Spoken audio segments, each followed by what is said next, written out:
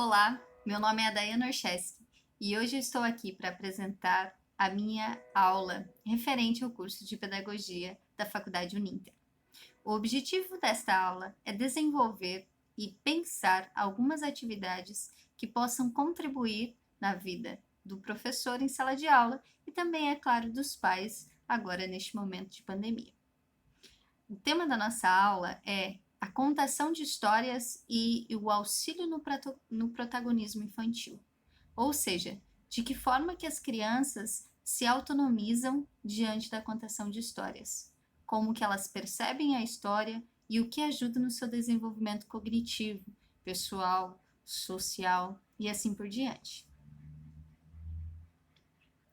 A nossa proposta é desenvolver uma atividade para crianças de 4 a 5 anos e 11 meses, mas é claro que você pode desenvolver com crianças de outras faixas etárias. O tema da nossa aula, então, como é protagonismo infantil, eu resolvi trazer para vocês uma área das ciências humanas, é claro, e a história que eu vou contar se chama A Cesta de Dona Maricota. A história vem a seguir. Antes, vamos pensar um pouquinho a importância da contação de histórias. O desenvolvimento dessa aula vai levar em conta o eu, o outro e o nós. Você muitas vezes já contou histórias e certamente queria pensar e desenvolver alguma temática em especial, não é? Então, hoje vamos aprender como a história pode contribuir para que a criança cresça e se protagonize.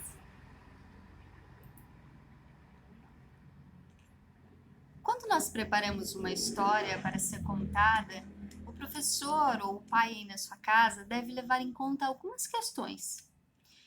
Por exemplo, a experiência do narrador e também cada elemento da história, desde o cenário, os personagens e a experiência, é claro, vivenciada.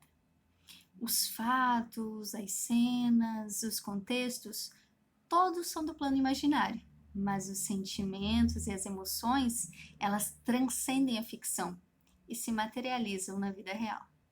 Ou seja, a contação de histórias pode contribuir de maneira enriquecedora na construção de valores e até mesmo transmitir conhecimento que a realidade não consegue alcançar.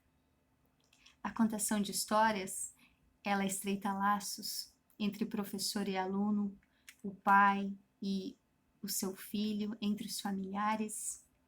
O ato de contar histórias é próprio do ser humano. O professor pode se apropriar dessa característica e transformar a contação em um importantíssimo recurso de formação do leitor. Em resumo, ao contar histórias, nós atingimos diversos objetivos, como instruir, educar, socializar, vivenciar e, principalmente, desenvolver a inteligência e a sensibilidade das crianças. As histórias são uma maneira mais significativa que a humanidade encontrou para expressar experiências que nas narrativas realistas não acontecem. A contação de histórias, além de pertencer ao campo da educação, é a área das ciências humanas e é também uma atividade comunicativa.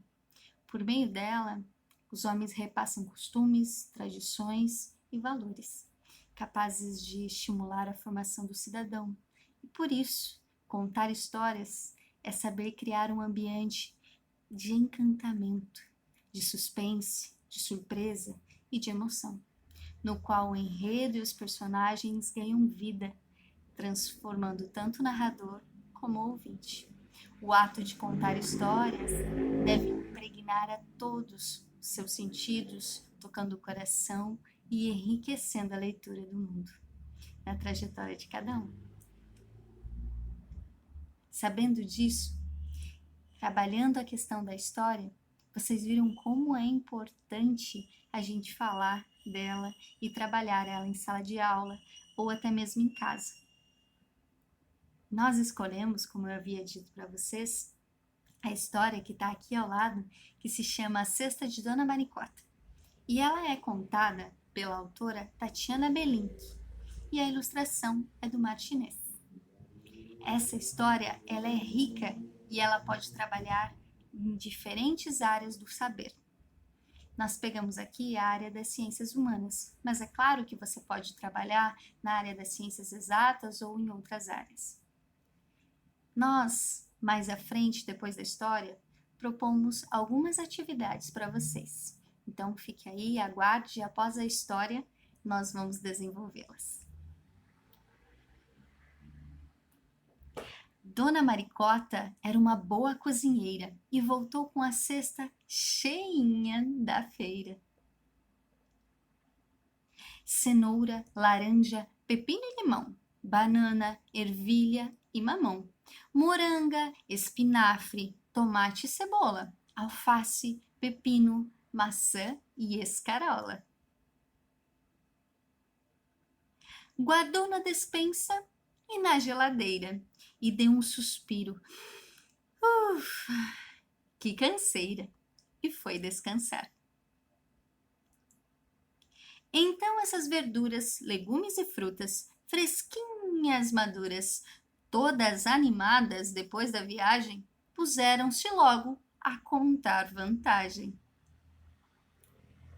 O milho falou: olhem, sou o mais belo, sou louro, gostoso e tão amarelo. O belo sou eu, declarou o tomate, não mais do que eu, constatou o abacate. Pois olhem para mim, provocou o palmito, sou branco e macio, eu sou o mais bonito. Então a laranja falou bem amável, melhor que bonita, eu sou é saudável. E logo o espinafre gritou: não tem erro, sou verde e saudável, sou cheio de ferro. Falou a cebola: aqui, atenção, saudável sou eu, boa pro coração.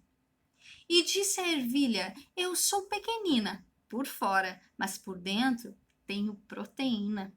Logo o limão disse: quem é que não vê? Tenho a vitamina preciosa, a tal C. Mas nisso aparece Dona Maricota e as frutas gostosas viraram compota. E os belos legumes em toda a sua glória viraram sopão e acabou-se a história. Vocês perceberam como uma história rica em detalhes, como é uma história que dá para a gente explorar muitos contextos, desde a alimentação saudável, a quantidade de frutas e também um pouco da arrogância aí de alguns personagens, não é? Claro, a gente pode investigar tudo isso, mas eu trouxe uma proposta aqui para vocês que é da criança poder pintar e expor para o restante da turma a qual fruta ou legume ela mais gosta. E aqui está um exemplo dessa atividade. Pintar o nome da fruta que você mais gosta. É claro que pode ir além do pintar. Ela pode, com certeza, levar esta fruta para a escola, pode fazer um outro processo, né, que envolva mais a participação dessas crianças. Ela pode colorir, pode recortar, pode colar? É claro que pode, né? Tudo isso e mais um pouco. Também em casa ou na escola, vocês podem desenvolver um dominó dessas frutas. E olha que bacana, gente. Eu vou deixar aí na descrição do vídeo onde vocês conseguem encontrar esse material do dominó. Mas é claro que confeccionar junto com a criança também seria maravilhoso, né? Aí você está fortalecendo os laços, criando afeto, criando afetividade por esses alimentos também, né? Então, você pode tracejar, pintar, cortar, colar e muito mais. E aqui, olha que interessante. Eu trouxe para vocês um jogo de tabuleiro. E esse jogo de tabuleiro, ele é muito instrutivo. Além dele falar bastante sobre algumas comidas que não são tão apropriadas para o desenvolvimento, principalmente das crianças, ela fala também sobre a alimentação saudável. E aqui ela faz algumas ponderações, como por exemplo, se você comeu sobremesa antes do almoço, volte 3 casas, né? Diga o nome das frutas que são vermelhas, fale o nome das frutas que você mais gosta, né? Muitas cores vivas nos pratos são fundamentais para uma boa saúde. Olha o tanto que uma criança pode aprender e ela vai aprender brincando. Se ela tem um pouco de aversão a frutas e a legumes, agora tá na hora e é uma boa oportunidade de você inserir isso no prato e na alimentação dessa criança. Olha outra atividade aqui bacana que eu encontrei, ó. Essa atividade também está disponível e eu vou deixar o site para vocês, né? Aqui está falando sobre raízes, caules, folhas, frutos, né? Semente, flor. E olha que legal, né? A gente tem algumas sugestões aí, como a couve-flor, a mandioca, a maçã, né? A cenoura. O que elas são? Em qual classe que eu devo colocá-las? Isso também você pode fazer uma atividade tanto em sala de aula, né, levando todos esses legumes e essas frutas para a criança, para que você desenvolva junto, coloque na cesta determinada, né, se ela for um pouquinho mais grandinha, ou se ela for menor, dá para você separar por cores, por tamanhos, por textura. É rico, gente. É uma atividade riquíssima. Eu sei que muita gente trabalha essa história, mas eu só estou trazendo aqui novamente, talvez com outros olhos, ou para que contribua para você que não tem ainda trabalhado com essa história, outras formas de trabalhá-la. E olha que coisa gostosa, gente, aqui que eu trouxe para vocês. Torta de legumes. Que delícia! Você pode fazer também com a criança, né? Fazer uma massinha, pegar uma receita. É muito fácil encontrar receitas hoje, né? E olha essa que divina. Você pode também fazer uma salada de frutas, né? Ai, a criança gosta só come salada de frutas com sorvete. Bom, já é um passo, né, gente? Mas vamos pensar um pouquinho, lá no nosso jogo de tabuleiro tá falando que comer sorvete também não é tão legal, você tem que inserir uma dieta um pouco mais saudável. Converse com a criança, veja vídeos. Eu vou deixar uma sugestão de vídeo aqui para vocês também falando sobre o encantamento de comer essas frutas e esses legumes. Tenho certeza que vocês vão adorar trabalhar com essa história. Ela é rica, ela é maravilhosa mesmo. Eu gostei muito, foi uma indicação de uma amiga professora e eu tô adorando, né? Tanto é que eu escolhi ela para apresentar o plano de aula para vocês. Gente, muito obrigada mesmo por ter participado aqui, né, do meu vídeo. E eu adoraria se vocês colocassem aí nos comentários o que vocês já fizeram em sala de aula com essa história, né? Ou até mesmo em casa agora, né? Nesse momento de pandemia. E eu ficaria muito grata se vocês pudessem curtir aí, né? Visualizem, curtam e comentem, por favor, que vai ser bem importante para que eu consiga finalizar aí meu curso de pedagogia. Tudo de bom para vocês, fiquem bem e até a próxima. Beijo!